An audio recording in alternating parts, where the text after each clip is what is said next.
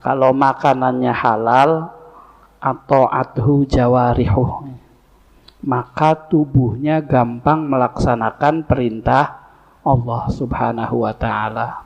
Makanya halal itu nomor satu. Orang tuh mandangnya jangan thayyib dulu, tapi mandangnya apa? Halal dulu, baru thayyib.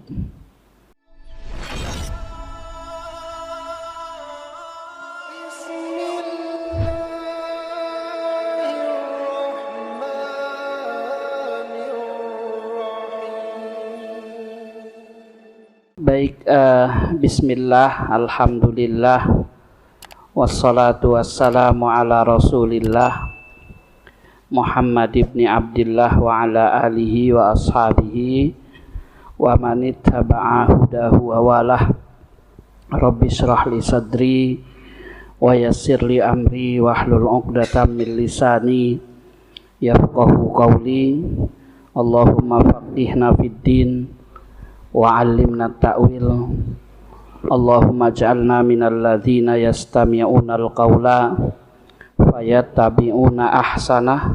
Allahumma arinal haqqa haqqan warzuqna ittiba'ah wa arinal batila batilan warzuqna ijtinabah.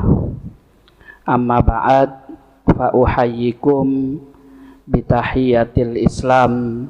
Assalamu alaikum warahmatullahi wabarakatuh. Bapak-bapak, jamaah sholat maghrib, jamaah Masjid Al-Ikhlas, jamaah kajian fikih 4 madhab, rahimani wa rahimakumullah. Mudah-mudahan kita semua senantiasa dirahmati oleh Allah Subhanahu wa ta'ala. Malam hari ini insya Allah kita akan membahas bab at'imah ya Pak, bab makanan ya Pak, ditinjau dari sisi halal dan haram. Sebagai pengantar ya, mengutip pernyataan ulama abad ketiga Hijriah, para jamaah ulama salaf, namanya Sahal bin Abdullah At-Tustari, terkenal dengan terkenal dengan julukan, dengan laqab Zunnun al-Misri. Dikutip pernyataannya oleh Imam Ghazali dalam kitab Ihya Ulumuddin. Kata Imam Sahal bin Abdullah At-Tustari ya, beliau mengatakan man akalal haram asot jawarihuh ya. Siapa saja yang makan makanan yang haram, haram ini Bapak Ibu, haram ini ya para jamaah, ada 2 jalur ya Pak. Ada haram zatnya yang mau dibahas, ada haram cara memperolehnya. Kalau haram cara memperolehnya itu adanya di bab muamalah, bab bisnis, seperti itu. Nah, makanannya haram ya, itu asot jawarihuh ya. Jawarih itu a'dho, tubuhnya gampang bermaksiat, berat diajak taat Pak. Nah, itu salah satu faktornya adalah makanannya haram. Nah, sya'a am aba alima awalam ya'lam, itu inilah hal-hal lain ya. Wa man kana tu'matuhu halala ya, kalau makanannya halal atau adhu jawarihuh, maka tubuhnya gampang melaksanakan perintah Allah Subhanahu wa ta'ala. Buat baca Quran gampang Pak, hadir ke majelis ilmu gampang, ibadah wajib ya apalagi, ibadah-ibadah sunnah jalan. Faktor ringan beribadah itu adalah makanannya halal. Pernyataan Zunnun al-Misri ini bersumber pada surah Al-Baqarah 168 ya para jamaah. Allah Subhanahu wa taala berfirman, ya ayyuhan nas kulu mimma fil ardi halalan thayyibah. Wahai manusia, kalian makanlah, enggak dilarang makan itu. Tapi ada syaratnya, makanannya halal lagi baik, Pak. Halal itu, Pak, syar'i. Tinjauannya syariah. Kalau thayyib itu sihi. Tinjauannya ilmu kesehatan. Nah, Allah Subhanahu wa taala memerintahkan kita makan itu ya yang halal lagi baik. Halal menurut syariah, ya, baik menurut kesehatan. Jadi para jamaah ya, ada makanan halal itu tapi enggak thayyib, Pak. Misalnya, ya ini contoh saja, bisa salah bisa benar, emping misalnya. Bagi yang asam uratnya tinggi misalnya. Terus nekat tuh, Pak. Kayak gitu, udah bismillah aja lah. Itu ya bukan salah bismillahnya, salah di nekadnya seperti itu. Sehingga ketika habis stoples terus kemudian kakinya bengkak-bengkak ya salah sendiri itu. Kenapa? Karena enggak thayyib para jamaah. Seperti itu. Nah, tapi halal sama thayyib itu pentingan halal, Pak. Makanya halal itu nomor 1. Ya, seperti itu. Thayyib nomor 2. Walaupun kelihatan thayyib, ya, tapi kalau haram, ya maka tidak boleh. Nah, tetapi biar enggak thayyib, ya Pak, andai kayak gitu, itu jauh lebih baik daripada yang haram. Makanya ada ayat Qur'annya di bab pernikahan tuh. Wala amatum mu'minatun khairum mim musyrikati walau a'jabatkum. Gitu. Nikahi perempuan musyrik itu walaupun cantik, kelihatan thayyib, luar biasa, cerdas kayak gitu. Itu haram karena kemusyrikannya. Ya. Maka lebih baik nikahin amat yang hitam jelek ya Pak, misalnya kayak gitu. Tapi mukmin. Itu bahasa Qur'annya gitu. Makanya halal itu nomor 1. Orang tuh mandangnya jangan thayyib dulu, tapi mandangnya apa? Halal dulu, baru thayyib. Sebab kadang karena kemasan, Pak, jadi thayyib tapi haram. Nah itu problem. Seperti itu. Kenapa problemnya? Urusannya akhirat. Ya. Tapi walaupun enggak thayyib, kalau halal urusannya cuman dunia. Kan paling bengkak-bengkak kalau yang emping tadi, seperti itu. Maka kemudian perintahnya apa? Kulu, makanlah, mimma fil ardi, apa yang di muka bumi ini, halalan yang halal. Baru thayyiban. Seperti itu. Nah, lalu Allah lanjutkan bagaimana para jamaah? Wala tattabi'u khutuwatis syaitan. Jangan kau ikuti langkah-langkah setan. Kalau di tafsir itu para jamaah, langkah-langkah setan itu setiap kemaksiatan. Itu pernyataannya Qatadah. Maka kemudian kata Imam Sahal itu, ini kalau ngaji nahwu ya para jamaah, ada 2 jumlah, 2 kalimat, pemisahnya wawu, artinya dan. Wawu itu di ilmu nahwu namanya wawu atof. Fungsinya mutlakul jam'i. Ya Pak, mutlakul jam'i itu keduanya nggak bisa dipisahkan. Mutlak itu absolut, jam'i itu ngumpul. Jadi antara makanan halal dengan tidak mengikuti langkah-langkah setan itu nyatu.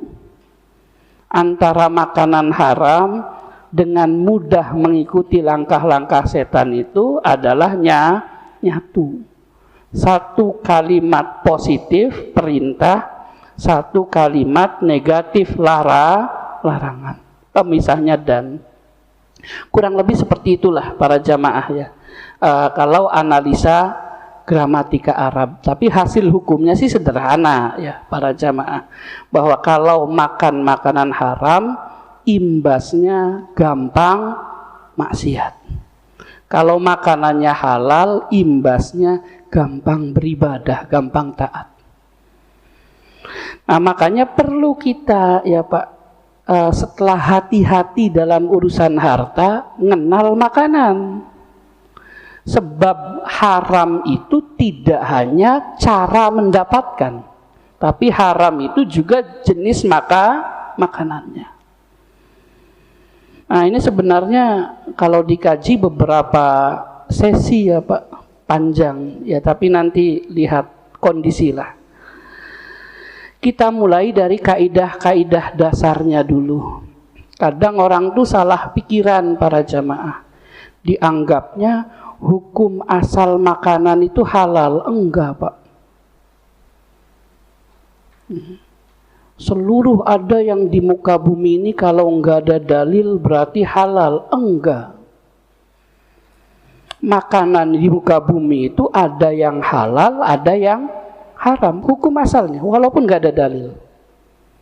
Cara pandangnya di mana?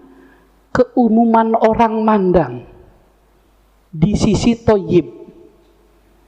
Jadi setiap jiwa manusia yang menyatakan makanan itu baik, thayyib, kalau nggak ada dalil halal berarti. Seperti itu. Kalau ada dalil yang mengharamkan berubah jadi haram. Setiap makanan, apapun jenis makanannya, kalau jiwa manusia mengatakan itu tidak layak sebagai makanan, maka haram hukumnya. Kecuali ada dalil yang menghalalkan. Jadi prinsip dasar asal makanan itu halal bermasalah itu. Karena prinsip dasar makanan itu adalah tergantung manusia menganggap itu layak konsumsi atau tidak layak konsumsi. Mana sumbernya bahwa asal makanan itu kalau baik halal? Nah, kalau tidak baik haram, ini belum masuk wilayah perbedaan ya Pak, karena dasar. Nanti perbedaan itu ketika di hukum-hukum makanannya seperti itu, secara spesifik. Makanya sebenarnya babnya gemuk ini. Nah, seperti itu para jamaah. Yaitu surah Al-A'raf ayat 157 dalilnya. Allah itu cerita ya, ada orang-orang Yahudi, ada orang-orang Nasrani yang masuk Islam mengikuti Rasulullah. Alasan mereka masuk Islam apa? Rasul itu ada di Taurat ceritanya. Rasul itu ada di Injil. Dan ketika mereka ketemu Rasul Shallallahu Alaihi Wasallam yakin betul bahwa dia itu adalah Nabi akhir zaman. Sehingga orang Yahudi ini masuk Islam, orang Nasrani ini masuk Islam.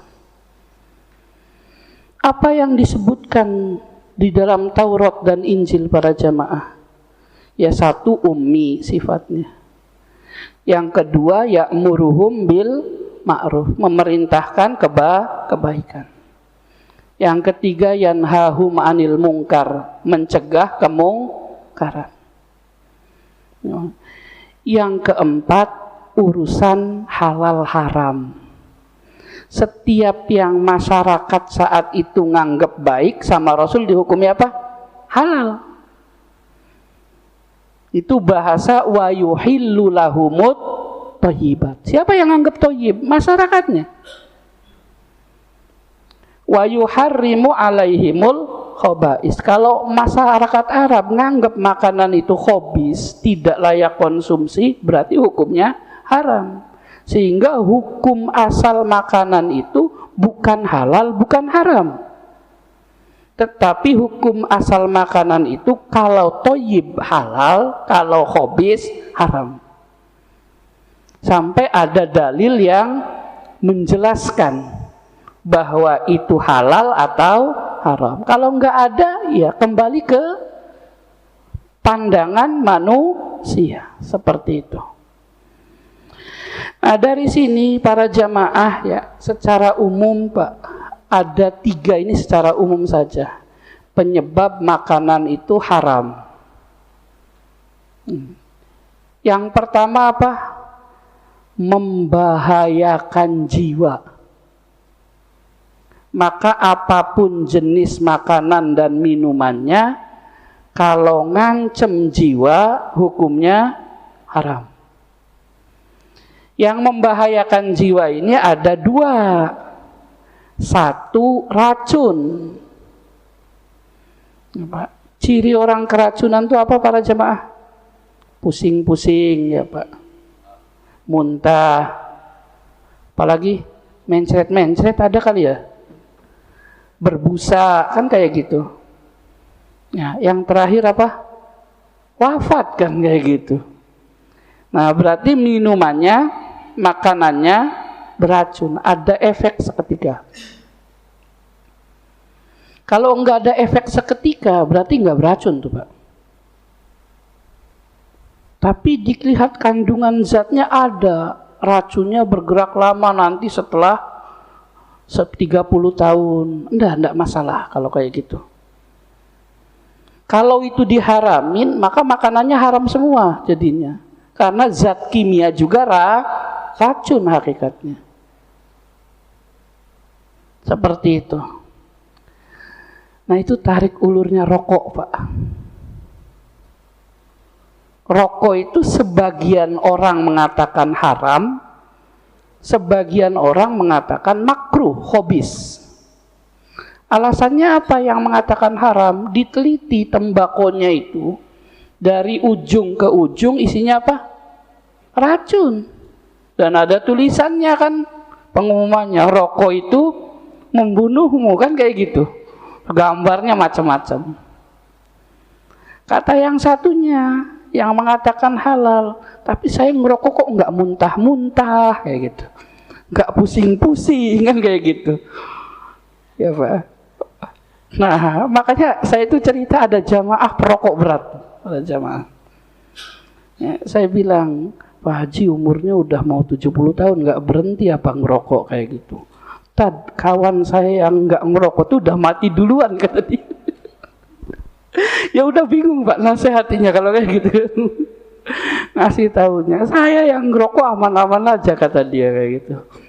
Nah seperti itu, sehingga kemudian ya Pak, gara-gara efeknya tidak seketika ya, maka kemudian apa? Sebagian ulama tidak berani mengharamkan. Di situ ya kita boleh milih yang mana ya Pak, seperti itu, sebab dua-duanya itu adalah bagian daripada ijtihad ulama. Nah, seperti itu.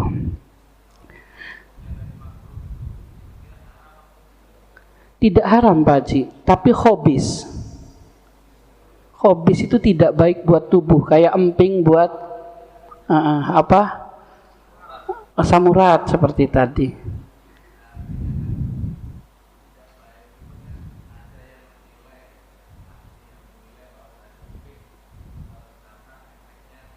Iya.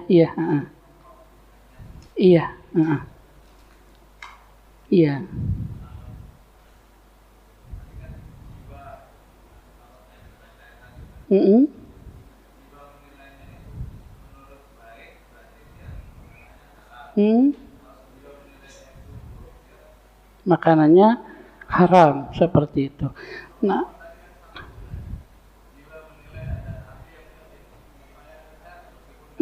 nggak langsung.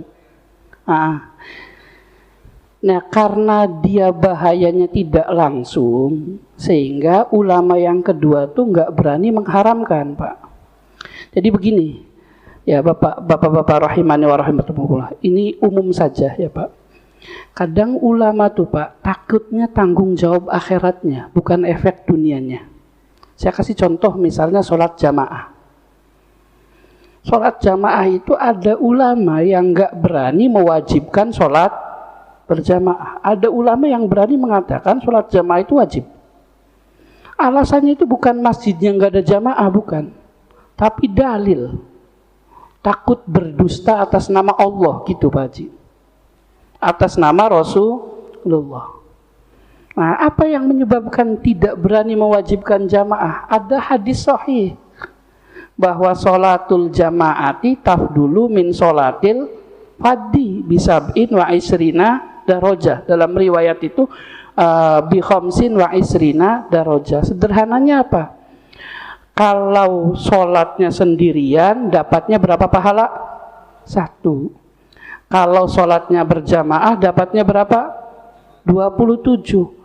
Berarti kalau sholat berjamaah sendirian dapat dosa apa dapat pahala? Itu yang menyebabkan tidak wajib. Sebab kalau wajib itu ditinggalin dosa. Ini kok wajib ditinggalin tetap dapat pahala, berarti bukan wajib. Ya keinginan pengen berjamaah sih ada, bahwa masjidnya rame apa segala macam, tapi tidak berani mewajibkan karena tanggung jawab di hadapan Allah dalam fatwanya. Seperti itu. Nah, rokok itu kasusnya mirip-mirip, Pak. Kalau diharamin, kalau ternyata itu kan asalnya tembakau. Kalau ternyata tidak beracun dan gak masalah, nanti tanggung jawab akhiratnya bagaimana? Ketidakberanian itu menyebabkan beraninya ke hukum apa? Makruh. Sebaiknya ditinggalkan, tapi kalau dilaksanakan gak dosa. Tapi ya sebagai apa ya Pak, biar nggak terlalu serius-serius banget, ulama itu sepakat ya Pak, kalau sholat masih ngerokok hukum sholatnya batal, kan kayak gitu. Soalnya sholat masih ngerokok kan kayak gitu. Biar nggak terlalu inilah seperti itu. Makanya orang sholat nggak boleh ngerokok, haram itu hukum. Baik para jamaah, tapi ada yang mengatakan ini kalau tidak diharamkan ya saya juga takut tanggung jawab ke akhiratnya, karena rokok itu diteliti secara ilmu kedokteran, dari ujung ke ujung katanya racun, sehingga hobisnya itu sampai titik haram gitu Pak Haji. Nah, sudut pandang ini yang kan toyib tidak toyib itu sihi bukan syar'i. Seperti itu. Toyib tidak toyib itu sihi tidak syar'i. Sedangkan asal rokok itu dedaunan, Pak. Seperti itu, daun tembakau. Yang dihirup apa? Asap. Hukum asal ngirup asap itu halal apa haram? Halal. Kalau ngirup asap haram ya kita dosa terus, karena ngirup knalpot, ngirup macam-macam kan, semacam itu. Seperti itu. Saya bukan dalam rangka dukung rokok ya Pak Haji, tidak, sama sekali saya nggak ngerokok dan tidak. Seperti itu. Ya agak mirip-mirip gitu bagi yang asam urat. Versi ulama yang memperbolehkan seperti itu. Jadi ya apa yang mengharamkan ya tinggal jangan ngerokok kayak gitu. Yang menganggap halal ya kalau ngerokok jangan deket-deket yang enggak ngerokok, itu namanya zolimin orang kan kayak gitu. Ada hak hubungan sesama manusia seperti itu. Itu babnya, tapi bukan bab fikih, bab adab kan. Kurang lebih seperti itu sih Pak Haji, wallahu a'lam. Nah, tapi kalau racun murni haram, Pak. Racun murni itu racun yang ada efeknya, seperti itu. Kalau racunnya hilang halal enggak? Ya halal. Kayak minuman memabukkan itu, kalau sisi mabuknya hilang, Pak, maka jadi halal. Bukan tidak mabok, bukan. Kalau minumannya memabukkan tidak mabok tetap haram. Tapi kalau zat maboknya hilang jadi halal. Sebab asal minuman khamr itu apa? Jus, Pak. Jus anggur, asirul inab. Anggur diperes, di jus, halal. Didiamkan jadi khamr, difermentasi. Seperti itu. Haram. Lama-kelamaan jadi apa? Khol, cuka. Nanti dari cuka tuh halal lagi. Jadi cuka itu, kecuali cuka kimia saya nggak paham ya. Cuka alami, mau cuka apel, mau cuka anggur, mau cuka apa, itu dia melewati proses haram dulu sebelum dia halal. Nggak mungkin langsung cuka. Seperti itu. Ada di masa dia haram dulu, baru halal. Apa keistimewaan cuka? Ada hadis Rasul, nikmal udumu alkhol. Kata Rasul, makan kalau nggak ada cukanya tuh nggak seger. Maka Rasul suka makanan yang ada cukanya. Seperti itu. Nah, ini misalnya ada tumbuh-tumbuhan racun atau hewan beracun. Terus ngolahnya bisa sehingga racunnya hilang, ya halal. Ikan apa, Pak? Seperti itu. Karena bisa ngolahnya jadi halal. Kenapa yang beracun itu jadi haram para jamaah? Karena ada hadis Nabi, diancam neraka. Kata Rasul, man tahassa summan, siapa yang mengkonsumsi racun terus meninggal. Meninggal itu kan efek, penyebabnya apa? Racun tersebut. Meninggal nggak meninggal urusan lain.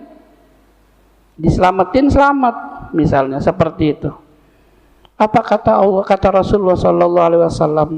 Fasammuhu fi yadi. Ya, yatahassahu fi nari jahannam. Orang ini yang minum racun, kalau nggak tobat, misalnya hidup, nanti dia masuk neraka. Terus di neraka disuruh minum racun. Kalau diancam neraka gara-gara minum racun, berarti hukum konsumsi racun haram, karena diancam neraka. Maka ulama itu sepakat yang beracun haram. Yang tren sekarang itu apa, Pak? Sianida ya. Zaman dulu yang tren itu, zamannya itu apa tuh? Arsenik ya, Pak ya. Seperti itu. Zat-zat semacam itu. Nah, itu yang pertama ya para jamaah. Yang pertama, bagian yang pertama lagi itu apa, Pak? Nggak ngeracun, tapi bukan makanan. Bahaya tuh di tubuh. Contohnya apa? Beling bahasa Indonesia bukan ya, Pak? Beling itu haram, Pak, dimakan. Ya. Kalau ada orang makan beling, terus kita nepukin, Pak, nepukinya dosa. Ya. Dari mana nepukinya dosa? Ridho dengan keharaman. Kalau ada orang berbuat haram itu, jangan dibenci orangnya, tapi bencilah keharamannya. Rasul itu mengatakan, kalau ada hal-hal yang haram, yang mungkar, kalau bisa dirubah, dirubah dengan tangan. Nggak bisa dinasehati. Kalau nggak bisa lagi apa, Pak? Ya cemberut-cemberut dikit lah. Ingkarnya pakai hati, bukan ikut seneng. Sebab seneng kemaksiatan itu maksiat. Nonton kuda lumping terus makan beling, ikut gembira, itu masalah itu. Saking gembiranya ngefan para jamaah.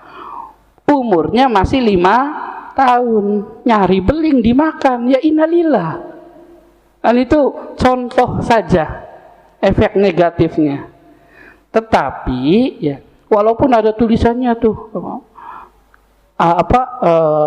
ini dilakukan oleh profesional, jangan ditirukan gitu. Ya, seperti itu. Ya, orang itu para jamaah lebih niru yang lihat daripada yang diucapkan. Sama kayak orang tuanya sering nasihati anaknya tuh, nak sholat berjamaah di masjid. Tapi orang tuanya nggak pernah ke masjid. Ya anaknya susah ke masjidnya. Sebab yang contoh itu lebih kuat daripada yang diomongin. Jangan minum berdiri ya nak. Tapi orang tuanya minum sambil berdiri. Anaknya pintar minum berdirinya. Seperti itu. Maka contoh itu lebih kuat daripada ucapan. Di situ para jamaah. Nah, maka makan beling, makan batu bara itu tuh bukan makanan. Tapi herannya zaman sekarang aspal doyan ya Pak ya. Kenapa itu Pak? Semen juga doyan ya gitu kan. Masya Allah. Nah, semen itu haram dimakan, aspal itu haram dimakan ya Pak. Makanya dia apa Pak? Dijual ya, dikorupsi seperti itu. Baik, dalilnya apa para jamaah? Ini ya surah An-Nisa ayat 29. Allah berfirman, ya ayyuhalladzina amanu, hai orang-orang yang beriman, la ta'kulu amwalakum bainakum bil batil. Ya Pak, ini cara pandang ulama fikih ya Pak. Kalau di ulama tafsir sih cerita tentang bunuh diri ini tuh.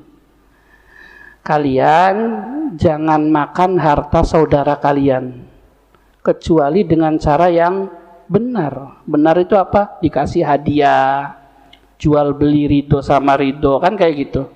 Tapi kalau ngerampas, nyuri, maka itu makanan haram, batil. Habis itu Allah mengatakan apa? Wala taqtulu anfusakum. Ya, maka kaitannya dengan makanan. Jangan makan makanan yang membuat kalian membunuh diri, walaupun bukan racun. Sehingga makanan yang membahayakan itu walau tidak beracun hukumnya haram. Alasan Allah apa? Innallaha kana bikum rahimah. Allah itu sayang. Allah nyiptain beling itu bukan untuk dimakan. Itu bentuk kasih sayang Allah. Jadi jangan ngeyel kayak gitu kan. Seati-atinya orang kalau nekadan ada apa? Ada di mana nanti suatu saat dia hilang ilmunya Pak. Akhirnya bahaya. Walaupun tahu caranya, teorinya makan beling. Kalau tiba-tiba insiden, ya sudah. Makanya kemudian jangan memajukan diri untuk menerima bahaya. Yang enggak ngajuin diri untuk menerima bahaya aja, orang tuh bahaya mesti ada. Apalagi ini nantangin bahaya. Seperti itu. Bikin konten apa selamat ditabrak mobil, ya kapan-kapan ditabrak beneran itu. Kan seperti itu. Nah, makanya kemudian makanan-makanan yang membahayakan itu, membahayakan atau tidak membahayakan, haram dimakan. Tidak membahayakannya karena punya ilmunya misalnya, itu tidak boleh. Seperti itu. Baik, cukup kali ya. Lanjut nanti. Apa? Iya, ada nanti hewan-hewan air, ada hewan-hewan, ya sebosennya lah Pak. Seperti itu. Tapi nanti diseling-seling nggak apa-apa. Sholatnya juga udah lama nggak dikaji-kaji ya Ustaz. Seperti itu. Baik, wallahu a'lam bishawab.